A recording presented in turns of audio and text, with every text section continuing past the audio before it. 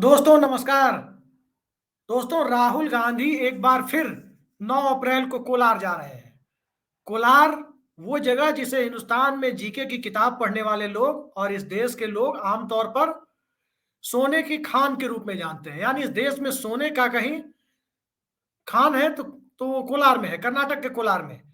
लेकिन इसी कोलार में तकरीबन 4 साल पहले राहुल गांधी ने एक बयान दिया था जिसमें उन्होंने कुछ लोगों को चोर कहकर संबोधित किया था। उसके बाद तकरीबन 4 साल बाद राहुल गांधी को सजा सुनाई गई। और सजा याद रखिए कर्नाटक में नहीं बल्कि गुजरात में सुनाई गई। और सजा भी मानहानि की, और वो सजा 2 साल की। तो ऐसे में जब राहुल गांधी सजा याफ्ता हो चुके हैं, उनकी सांसदी जा चुकी है, अब वो संसद के सदस्य नहीं है, वो माफी मांगने से इनकार कर चुके हैं, ऊपरी अदालत में उन्होंने कोई अपील नहीं की है, तो निश्चित तौर पर 9 अप्रैल को वो कोलार में यानी उसी जगह पर जहां के दिए गए भाषण की वजह से इतना बड़ा विवाद खड़ा हुआ और उन्हें सजा हुई, वहां अब दूसरी बार कोलार में जाकर राहुल गांधी क्या बोलेंगे, इस पर पूरे देश की नजर रहेगी। लेकिन जहां तक राहुल गांधी को जो लोग जानते हैं, वो इस बात को लेकर काफी हद तक मुतमईन बताए जा रहे हैं कि राहुल गांधी आखिर बोलेंगे क्या। राहुल गांधी क्या बोलेंगे, इस पर आने के पहले मैं आपको एक वाकया सुनाता हूं। यह 1983-84 का साल था। ऑपरेशन ब्लू स्टार उस वक्त की प्रधानमंत्री इंदिरा गांधी ने शुरू किया। तमाम दल, इक्का दुक्का दलों को छोड़ दे तो इस देश के तमाम राजनीतिक दल इंदिरा गांधी की उस ऑपरेशन ब्लू स्टार वाले मूव के साथ खड़े हो गए। लेकिन जनता पार्टी और उसके अध्यक्ष चंद्रशेखर इसके खिलाफ थे। ऑपरेशन ब्लू स्टार के खिलाफ उन्होंने खुलेआम बयान दिया, ऑल पार्टी मीटिंग से लेकर संसद से लेकर सड़क तक, कि ये करने की जरूरत नहीं है। और जब 84 का लोकसभा चुनाव हुआ, वो भी उस परिस्थिति में जब इंदिरा गांधी की हत्या हो गई, वहां पर कई लोगों ने उन्हें कहा कि यहां पर उनकी पार्टी के लोगों ने कहा कि अपने चुनाव क्षेत्र में कम से कम ऑपरेशन ब्लू स्टार शब्द का उसके समर्थन आप उसका समर्थन मत कीजिएगा, नहीं तो नुकसान हो जाएगा। मगर बावजूद इसके ऑपरेशन ब्लू स्टार के विरोध नहीं करने की बात उनकी पार्टी के लोगों ने समझाई थी। लेकिन इसके बावजूद बलिया में जाकर के उन्होंने अपनी कंस्टिट्यूएंसी में जाकर के चुनाव के उस माहौल में, वो ऐसा चुनाव जो सहानुभूति के माहौल में हो रहा था, वहां पर जाकर के उन्होंने ऑपरेशन ब्लू स्टार का विरोध किया। अरुण नेहरू, कांग्रेस के उस वक्त के बड़े नेता और मुख्य रणनीतिकार, उन्होंने बलिया में जाकर वहां पर तो बलिया के भिंडरा वाले कहकर नारा तक लगवाया। चुनाव हार गए वो। लेकिन इसके बावजूद जब 1989 का चुनाव आया, उस वक्त कहा गया कि नहीं आप फिर से ये बात मत बोलिएगा। लेकिन फिर उन्होंने ये बात बोली कि मैंने कहा था उस वक्त, मैं उस पर कायम हूं कि वो गलत हुआ था, ऑपरेशन ब्लू स्टार गलत था। ये बात उस वक्त उन्होंने कही। दोबारा बलिया के लोगों ने उन्हें स्वीकार किया और बलिया के लोगों ने उन्हें सांसद बनाया और आजीवन सांसद बनाया। तो राहुल गांधी के बारे में भी कमोबेश यही चीजें कही जाती है कि राहुल गांधी जब मानहानि के मुद्दे पर अपनी सजा से नहीं पीछे हट रहे, वो माफी मांगने के लिए तैयार नहीं है, वो ऊपरी अदालत में जाने के लिए अभी तक अनिच्छुक दिख रहे हैं, ऐसे में वो कोलार में जाकर किसी को चोर नहीं बोलेंगे, इस बात की गुंजाइश बहुत कम दिखाई देती है।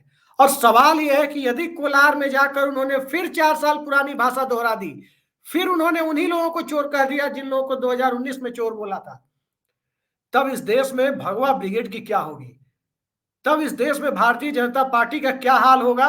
खासकर तब जब राहुल गांधी अपने कन्विक्शन पर, अपने बयान पर अब तक कायम है कि कौन कौन लोग बैंक लूट करके भागे हैं, कौन कौन लोग इस देश को छोड़ करके, इस देश के खजाने को, इस देश के बैंकों में पड़े हुए पैसे को चूना लगाकर भागे हैं। ये बात यदि राहुल गांधी ने बिल्कुल उसी स्टाइल में, जिस स्टाइल में 2014 में 2019 में उन्होंने कहा था, यदि इसे दोहरा दिया तो बड़ी सामत दोस्तों कांग्रेस की नहीं आनी है कि कांग्रेस को तो, राहुल गांधी को तो जो सजा मिलनी थी मिल गई। अब सवाल यह है कि राहुल गांधी की बेल जो 1 महीने के लिए मिली हुई है, उस बेल को आगे बिना बेल पिटिशन अप्लाई किए क्या कोर्ट एक्सटेंड कर देगा? क्या राहुल गांधी वाकई जेल जाना चाहते हैं? और क्या भगवा ब्रिगेड, क्या भारतीय जनता पार्टी आने वाले वक्त में राहुल गांधी की इस आक्रामकता का मुकाबला करने की कोई रणनीति बनाएगी तो कैसे बनाएगी? ये एक बड़ा सवाल सामने खड़ा हो जाएगा।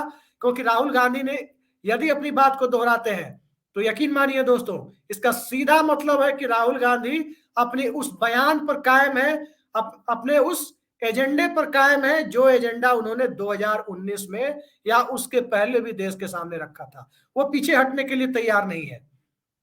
और वैसे कहा भी जाता है कि जो सत्ता में होता है वो भले अपने रोल बैक कर ले। किसान आंदोलन में सत्ता के लोगों को पीछे हटना पड़ा। संघर्ष कभी रोल बैक नहीं करता, संघर्ष कभी पीछे नहीं जाता। और राहुल गांधी विपक्ष में है, राहुल गांधी संघर्ष कर रहे हैं। तो ऐसे में राहुल गांधी यदि पीछे नहीं हटने का ऐलान कर देते हैं, यानी 2019 की बातों को 2023 में उसी कोलार की धरती से दोहराते हुए नजर आते हैं, तो आप खुद ही अंदाजा लगाइए क्या हाल होगा उन लोगों का जो राहुल गांधी की सजा से खुश है। क्या हाल होगा उन लोगों का जो राहुल गांधी से इस उम्मीद में थे कि राहुल गांधी की भाषा शैली यदि बदलेगी तो उसे राहुल गांधी के डर के रूप में प्रचारित किया जाएगा।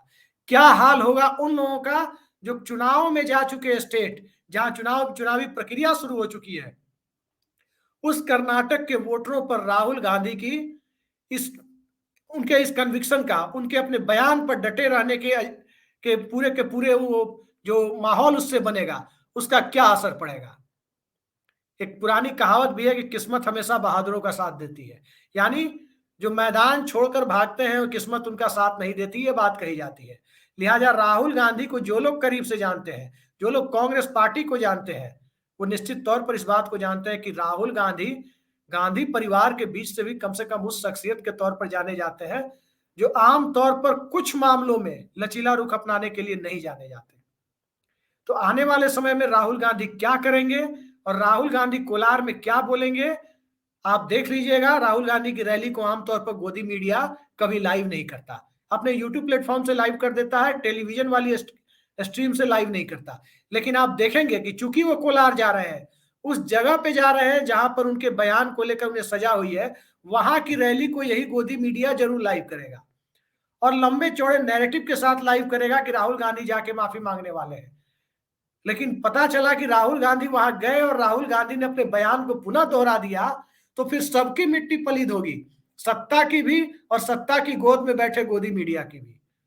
और कर्नाटक के जो वोटर हैं वो आज के तारीख में, अगर आप कहें तो आज की तारीख में जो 40% की कथित सरकार, यानी कथित तौर पर 40% कमीशन लेने वाली सरकार के तौर पर जो सरकार बदनाम हो चुकी है, उस राज्य में चोर शब्द का कितना महत्व है, चोर शब्द के चुनावी नैरेटिव का कितना महत्व है और चोर शब्द किस प्रकार से चुनाव को प्रभावित कर सकता है, इस बात का बखूबी अंदाजा हम पत्रकारों से कहीं ज्यादा कांग्रेस पार्टी और भारतीय जनता पार्टी को है, जेडीएस को है, कर्नाटक के वोटरों को है, कर्नाटक के पॉलिटिकल पंडित्स को है।